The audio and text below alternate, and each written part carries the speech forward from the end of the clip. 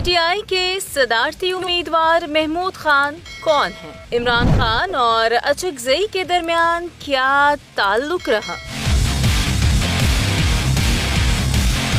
पश्तून रहनुमा और पश्तूनख्वा मिली अवामी पार्टी के सरबरा महमूद खान अचकजई सुन्नी इत्तेहाद कौंसिल की जानिब से सदारती उम्मीदवार हैं। वो 1973 में पाकिस्तान मुस्लिम लीग नून के ताउन से कौमी असम्बली के हल्के 198 से कामयाब हुए। महमूद खान 1993 में बलोचिस्तान से NA 198 से कौमी असम्बली के रुकन मुंतखब हुए। 1997 में कौमी असम्बली की 2 नशिस्तों से इलेक्शन लड़ा मगर शिकस्त मुकद्दर बनी। 2002 में किस्मत आजमाई और असम्बली पहुँचे। महमूद खान ने 2008 के इंतखाबात का बायकॉट किया लेकिन 2013, 2018 और 2024 में कामयाबी समेटकर कौमी असम्बली का हिस्सा बने। महमूद खान अचकजई ने 2014 में नवाज शरीफ हुकूमत के खिलाफ धरना देने पर इमरान खान को तनकीद का निशाना बनाया, जबकि बलोचिस्तान में मुस्लिम लीग नून पर आने वाले बुरे वक्त में उसका साथ दिया।